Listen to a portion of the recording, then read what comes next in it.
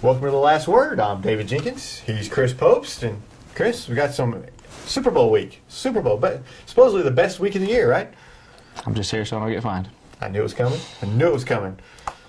This ridiculous. You got Deflategate, you got Marshawn Lynch, and you got two teams that I absolutely despise in the Super Bowl. I'm just ready for this week to be over. Watch basketball. Just watch basketball all week.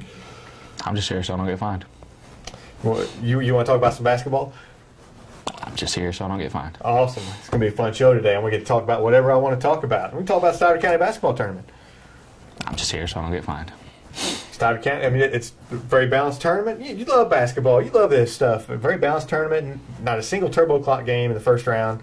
You've got some of the, Bloomfield, Bernie, Dexter, Woodland, a very, very balanced semifinals. Mm-hmm. What you got? Calling it. Dexter's winning that tournament. Really? Dexter's winning that tournament. Well, I hope you're right. Dexter's winning that tournament. They're going to upset Woodland.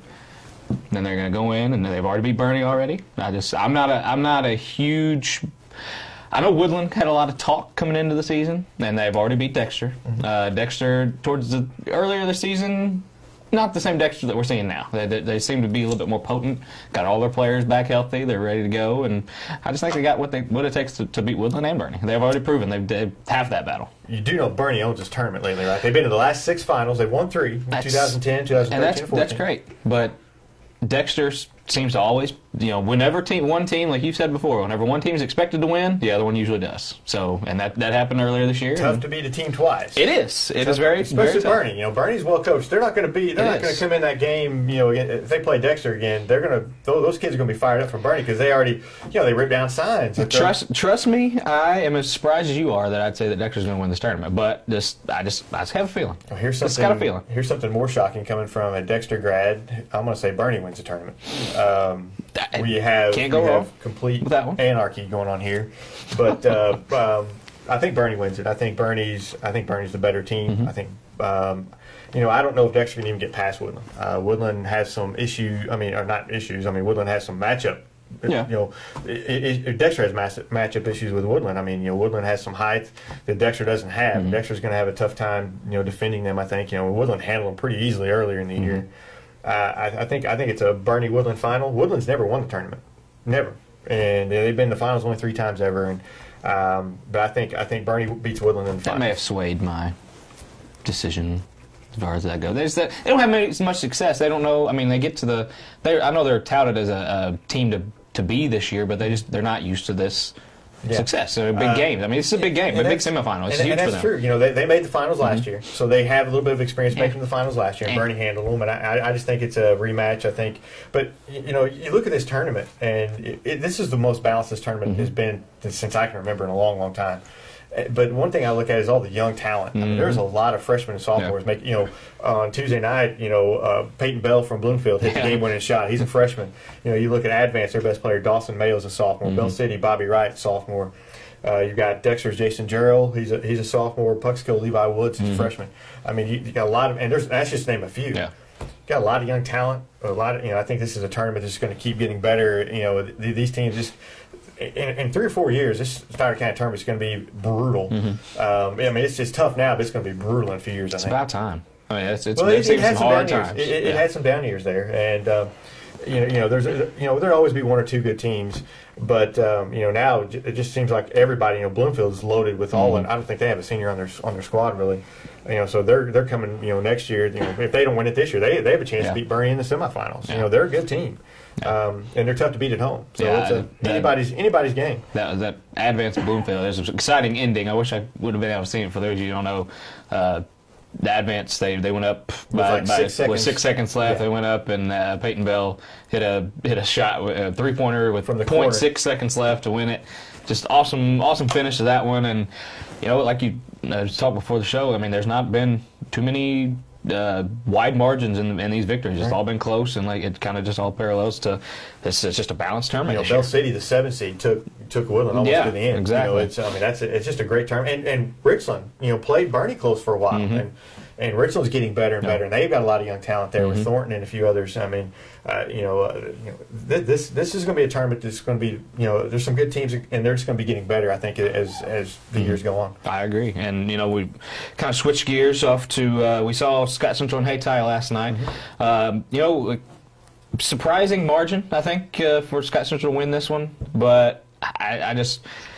Hayti they only have 5 wins, counting 5 losses, counting Tuesday's loss to Scott Central. But I thought a lot of people thought this was going to be a little closer than it was. I did. I mean, I thought Scott Central would win the game, but I thought it'd be closer. I thought, Hayti just honestly, and I haven't seen a great deal of their games, but from what I saw from Christmas to now, they're just not getting that much better. They're about the same. Scott Central's gotten better. Other teams are getting better. Hayti's about the same. They still have the same problems. They guard for a little bit, and then they have a breakdown. Leads to the other team getting an easy basket. They can't really score from outside, so you pack it in on them inside, and you force them to shoot outside. And they're missing those shots.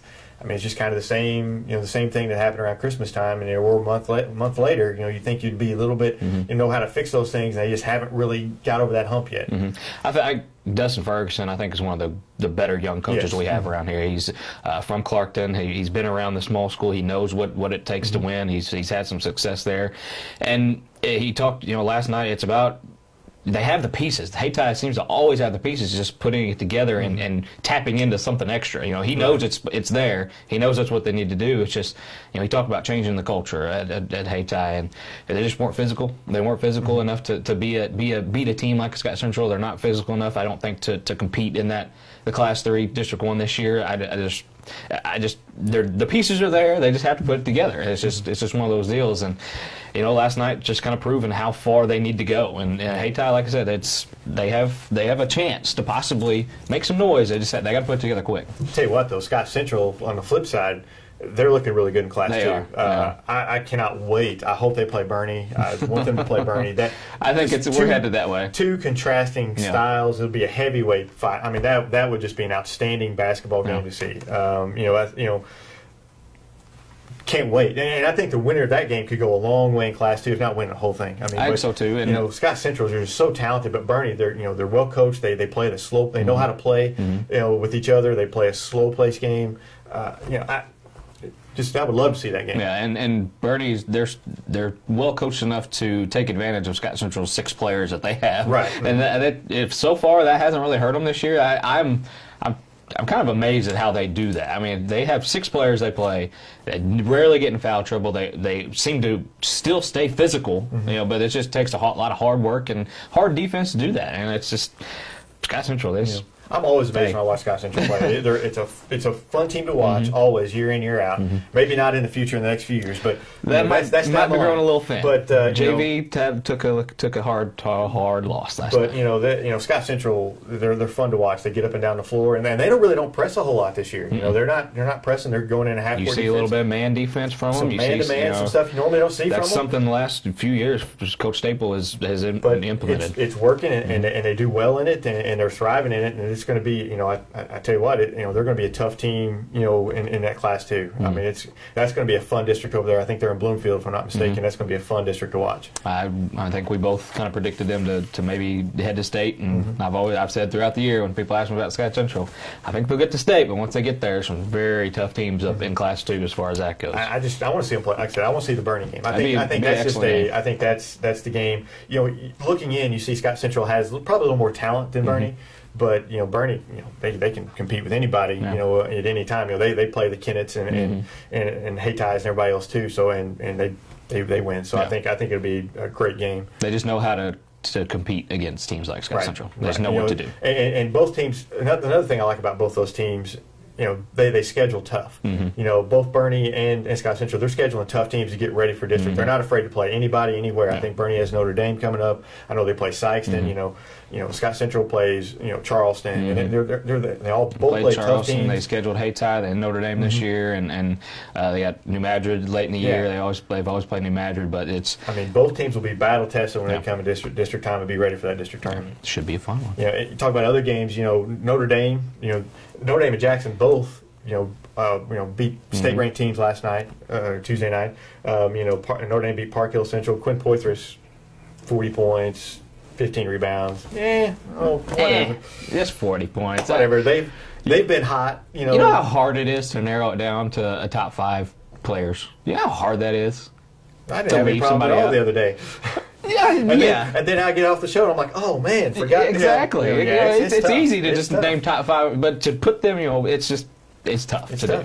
Notre Dame handled Park Hill Central, who's ranked in Class 3. Then Jackson handled Pacific, who's ranked in Class 4. Yeah.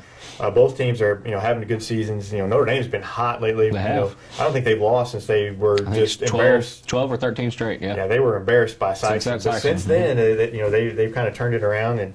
And Jackson, they had a tough loss to Poplar Bluff, but they rebounded with a win against Pacific. There's some huge matchups coming up. And as far as the SEMO Conference goes, we'll just run down the SEMO Conference standings right now. New Madrid leads 4-1 as far as wins and losses go. Notre Dame's at 3-1. Poplar Bluff's undefeated, just one game though. Got Charleston at 2-2, Sykeston at 3-2, Jackson at 2-1. I mean, we got a bunch of SEMO Conference games coming up that's going to decide the SEMO Conference standings. Yeah, for the rest of the year coming up. Friday night, Poplar Bluff at Cape Central. That's going to be huge. That's huge. I think that's one of the better matchups of the year. I think just looking at the players. I mean, you got Al Young and Statham against Chris Stocks and his company. That's if Cape Central. You never know. You never know if they can pull this. They have the potential to pull this off. Both Cape Central and Poplar Bluff have some tough. They play each other on Friday night. Then on Tuesday night next week, Charleston. Notre Dame's at Cape Central, and then Poplar Bluff is at New Madrid. Yeah, that's some tough games for them. Poplar Bluff on the road in both those games too. And between Poplar Bluff, they host St. Charles, who's 18-2, at their state ranked. Yeah.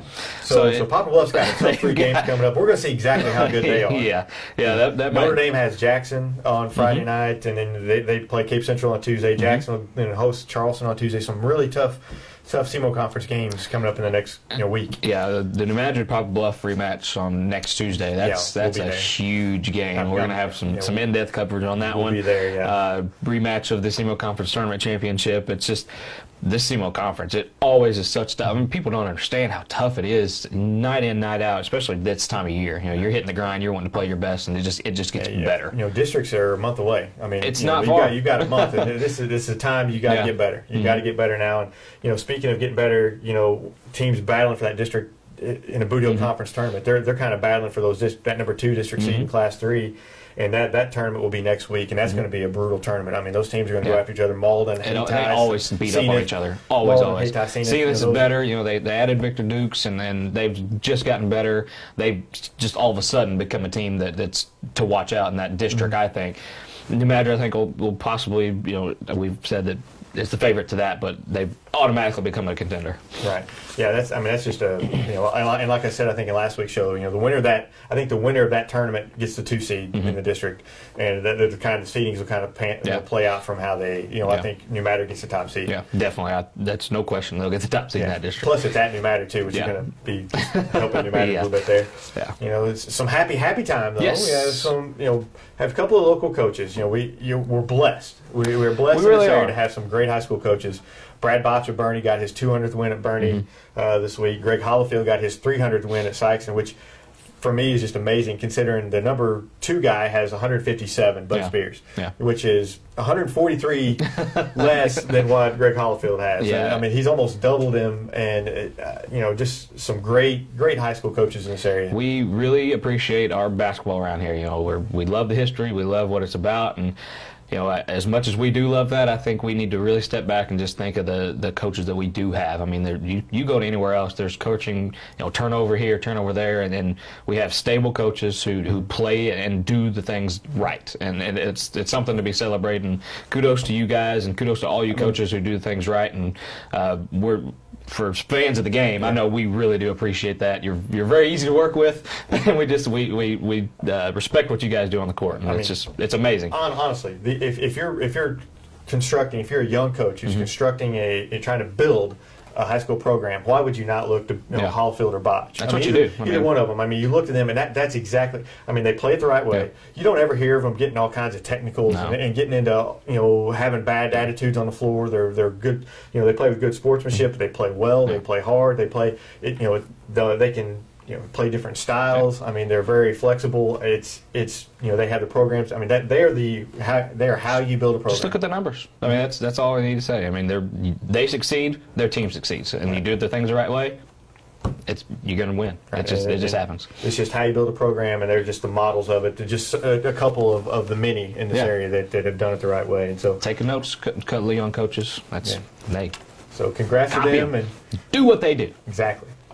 So we'll see you guys. A great week of basketball coming up. We hope to see you at some games. I know for sure we're going to be at the New Madrid Poplar Bluff game next week. Be there. Come say hi to us. Have a happy Super Bowl. Yeah. Who's your winner? Pick it. Seahawks.